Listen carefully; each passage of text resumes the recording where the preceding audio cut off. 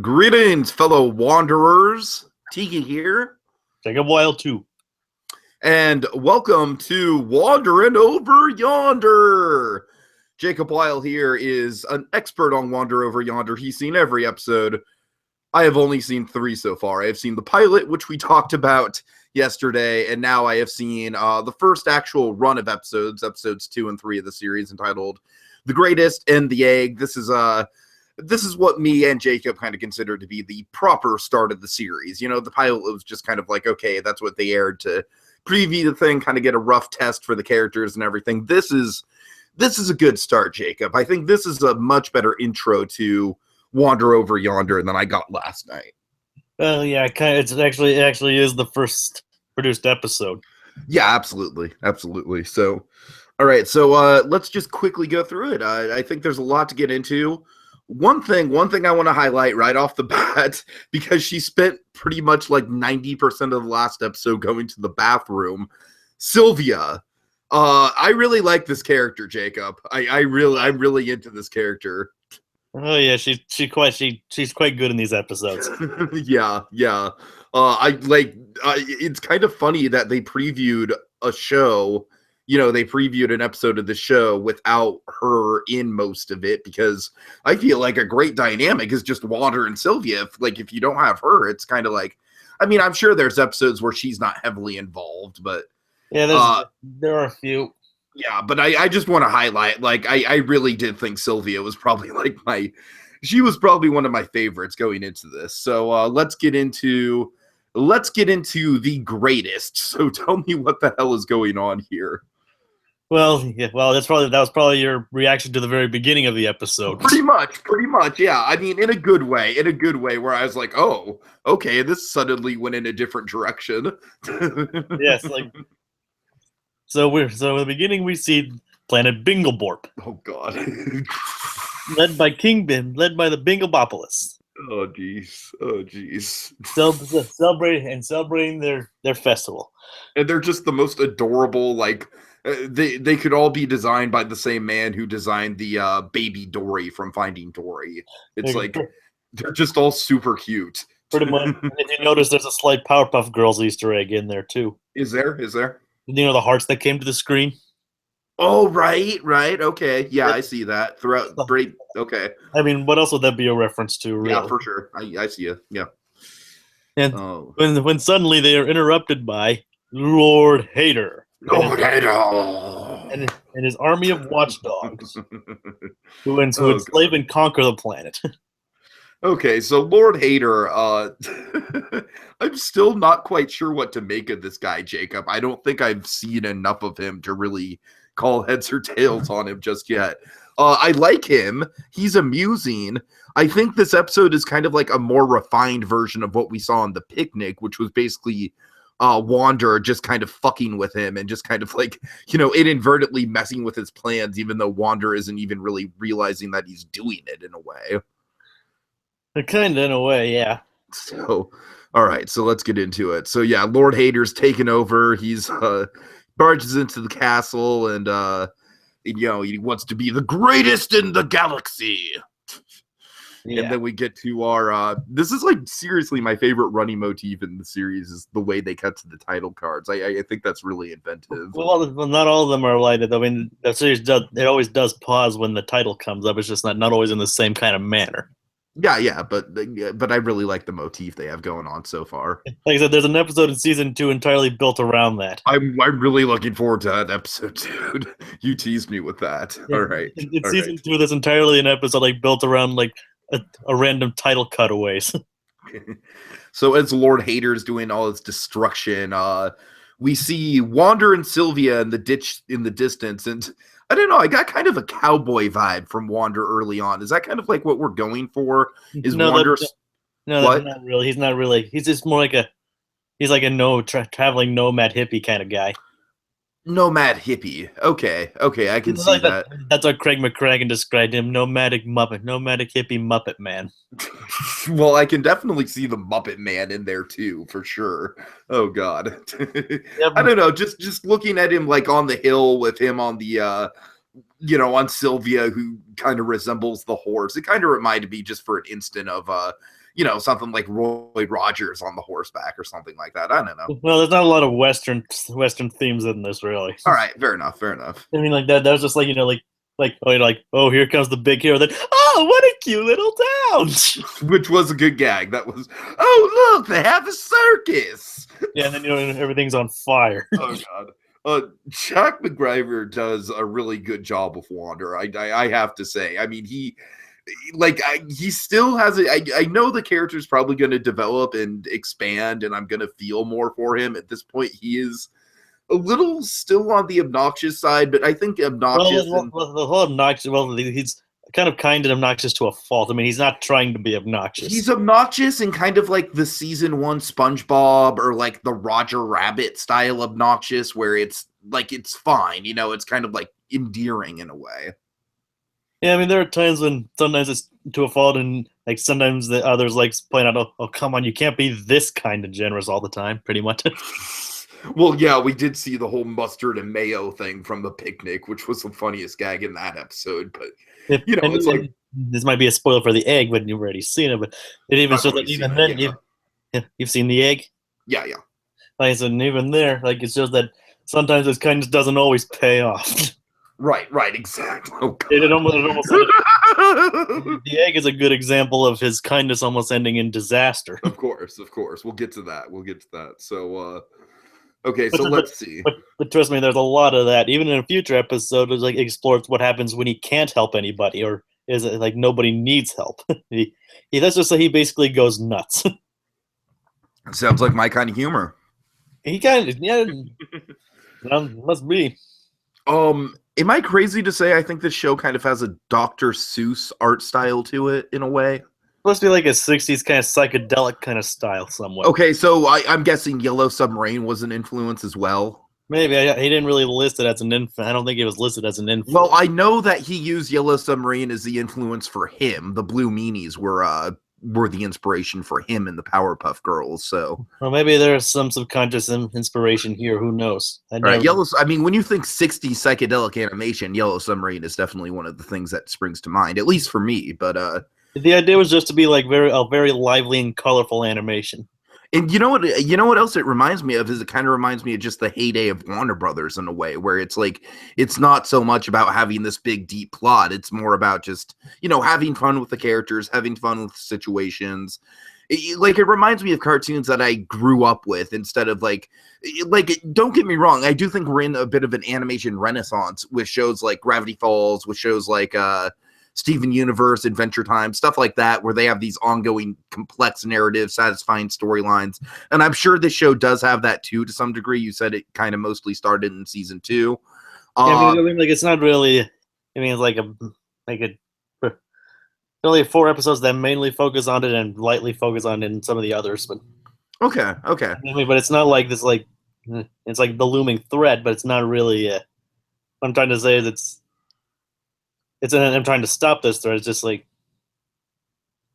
not very deep and complex anyway. But, well, it kind of does if you look deeper into it, but on the surface. Yeah, okay. But I just think it's a fun show to just kind of jump into, kind of see what crazy shenanigans they come up with. It's just a fun show like that. Yep. All right, so let's see. Traveling the universe gets a lot of crazy things in there. So let's quickly go through the rest of the greatest. What other stuff are we kind of passing over here? And then obviously this episode isn't a big plot focus. It's just like a bunch of random gags, especially with the whole greatest contest. Right. Oh, the greatest contest. Okay, I'm glad you bring that up because I love the music in this show. Oh my god. So it's just like we have some guy on the banjo who's just doing like hot dog eating, ring tossing. Yep, pretty much. Oh god. Oh. The music in this show is done by Andy Bean of the Two-Man Gentleman Band. Okay. I think that's some really inspired stuff, man. That's really funny.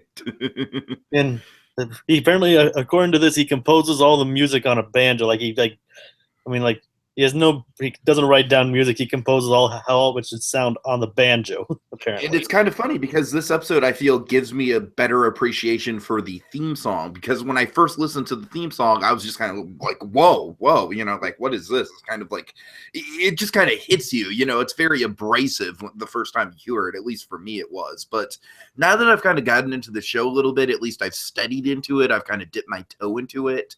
I'm like, okay, I can see that the banjo plays a major part in the show. Some of the humor comes from the banjo and the absurd lyrics and stuff like that. So I can get into it. Well, not every episode will have an absurd banjo song like these two did. No, I hear you. But I'm kind of going, I'm kind of picking up the sense of humor this show has, essentially. Kinda.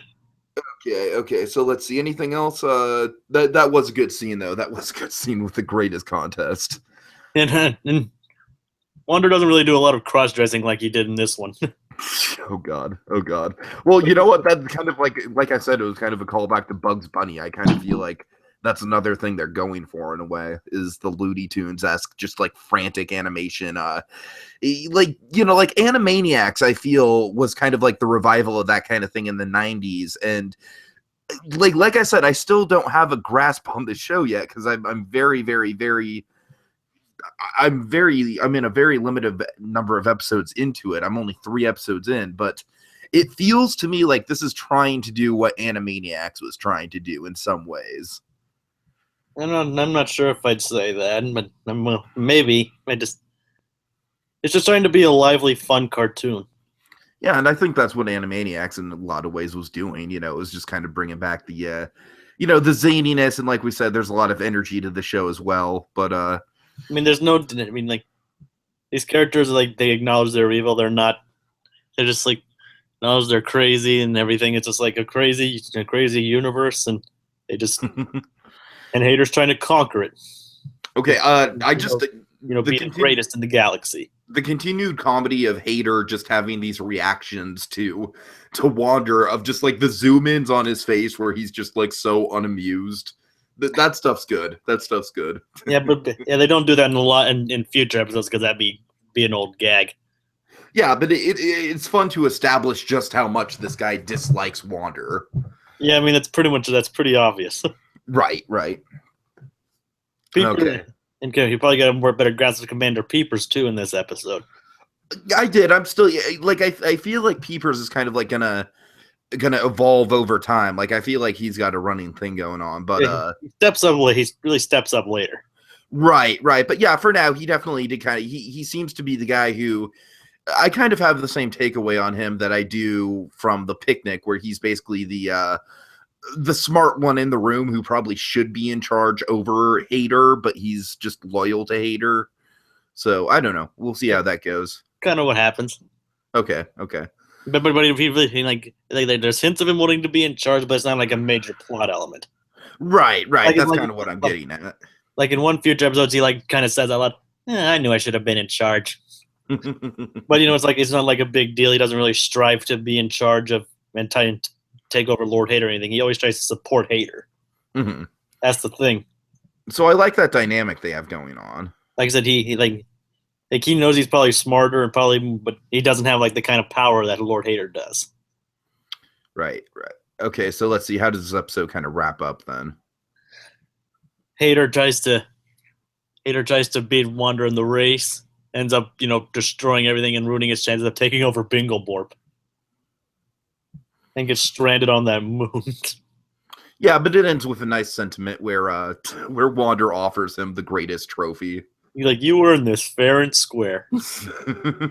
And it's just another thing that gets under Hader's skin. And he throws it at him. All right, Jacob, I'm just gonna quickly do a rendition of the song from this episode, which was called Hot Dog Eatin'. All right, are you ready? Yep, I'm prepared. Hot dog eating, ring tossin'. What's next? It's balloon dart throwing, baseball pitching. Yep.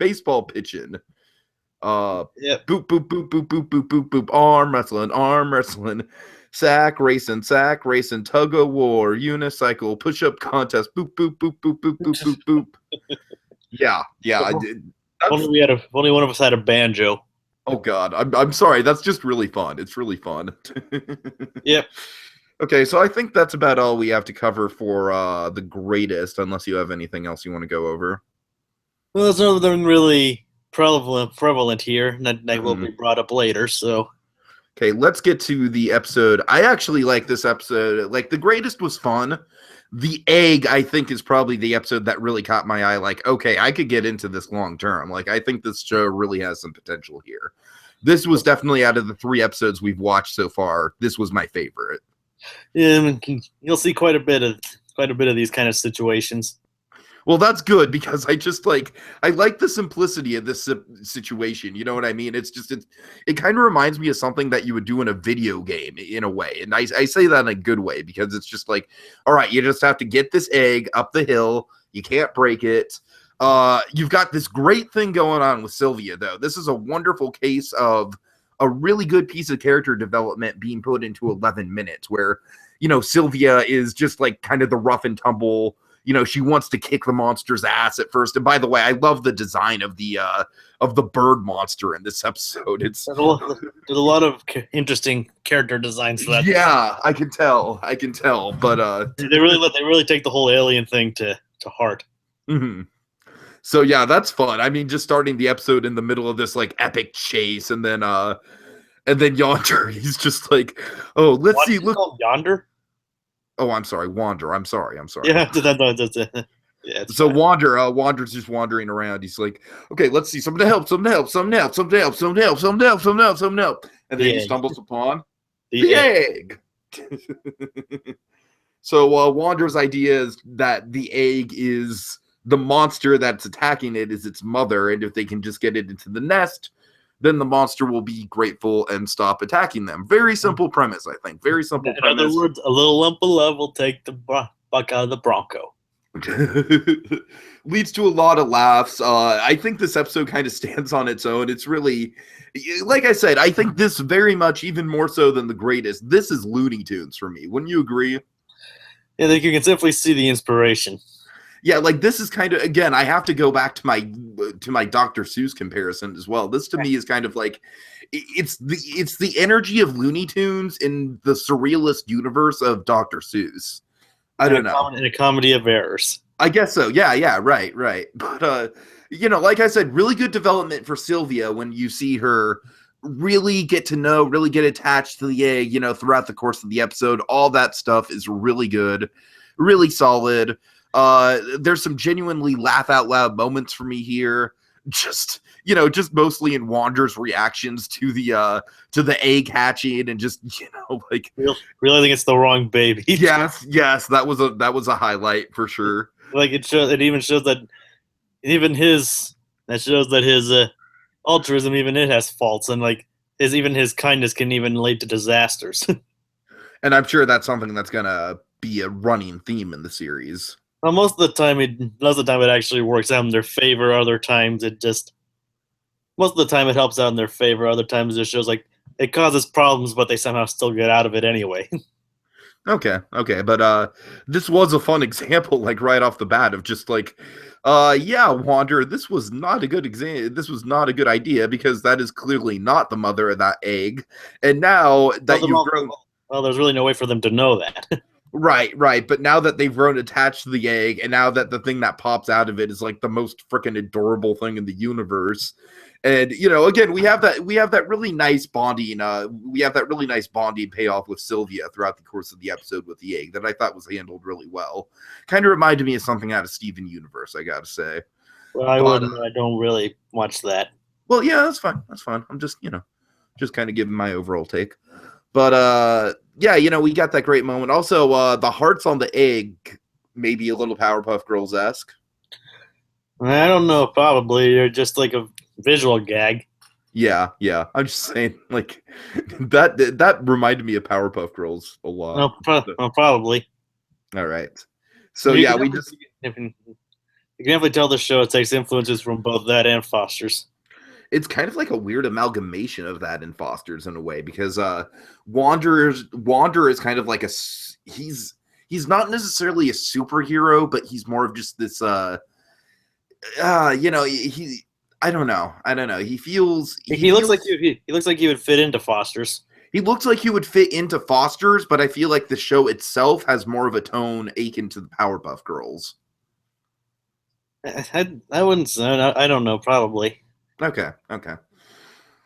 But but like I said, I keep going on about it, but just really good character development stuff with Sylvia. I've only seen 2 full episodes with her in it. I'm not counting the picnic as an episode with her in it, really. And this was definitely the highlight for me. I'm really looking forward to seeing where this character goes from here, where her dynamic with Wander goes from here. Really good stuff. Really good. Sylvia will be a pretty prevalent character. I'm sure. So I guess let's see. Anything else to say about the egg? Well, when we didn't go into much depth into the episode to begin with. Yeah, I know. I'm just kind of trying to crack this out as quick as I can, but yeah. We did have that great ending at the end with with the monster being eaten by the other monster.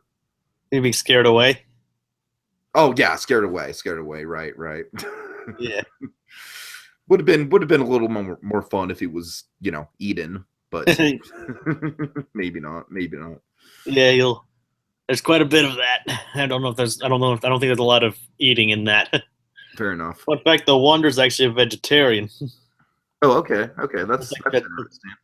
Like he is a vegetarian. I guess that makes sense with the sandwiches he was eating in the picnic. Yep. Okay. What about the song in this one? A little lump of love will take the buck out of your Bronco. Yep. Worked into what happened to Sylvia. Mm-hmm. Yeah.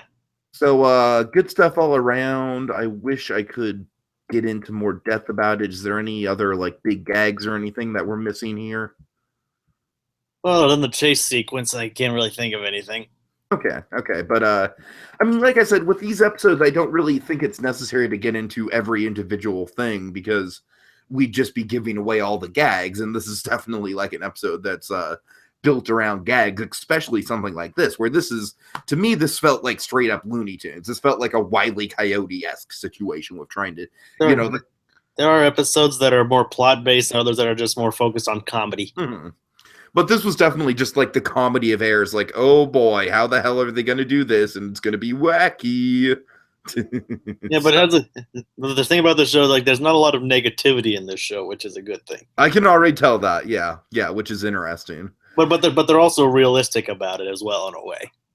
Okay, so like some episodes, especially in the second season, playing out maybe doing that isn't the best thing. Mm-hmm. Or there are bad consequences to even being kind. Yeah, which is definitely an interesting thing to explore from Wander from a character development standpoint. Definitely, I mean, it doesn't really doesn't say that outright, but that's what Craig's pointed out. Right. Definitely strikes my curiosity. I'm intrigued by the world. I really like the design so far.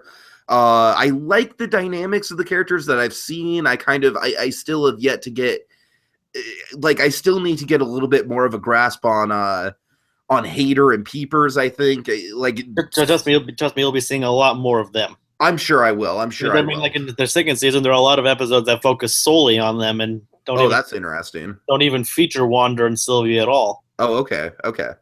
So yeah, this should be fun. Jacob. We're just kind of on the tip of the iceberg of this. Plus, there's an episode entirely later on called The Prisoner, which focuses pretty much on Peepers. And that's coming up pretty quickly. Yeah, it's in the season. I don't know what episode it is. It is coming up I believe 4 episodes from now. So we'll be probably covering that in a week or 2. Oh. So all right. That pretty much focuses on Peepers. Yeah. Okay, so that's about it. Thank you for joining me again, Jacob. This has been fun. I'm feeling a lot of potential. Yeah, I'm feeling a lot of potential for this vlog series. I like having this perspective of me knowing nothing about the show, you knowing everything about that show. I think well, I don't really know everything. Well, you know a lot more than me, sir. You've seen all the episodes at least. Yeah, at least once. Right. So, so I think that's always a perspective I'd like to have. And thank you all for anyone who's been watching. We've been getting some pretty good numbers on it. I appreciate that. So next episode is The Fugitives. So we will be talking about that very soon. The Fugitives The Fugitives. That's actually a pretty cool episode. That's another episode that focuses on Wander's helping capabilities. All right, so that should be fun. And how it kind of ruins their chances of escaping a planet while the watchdogs are searching for them. Mm-hmm. That's an interesting episode. All right, so thanks for watching, folks, and in the meantime, later, haters.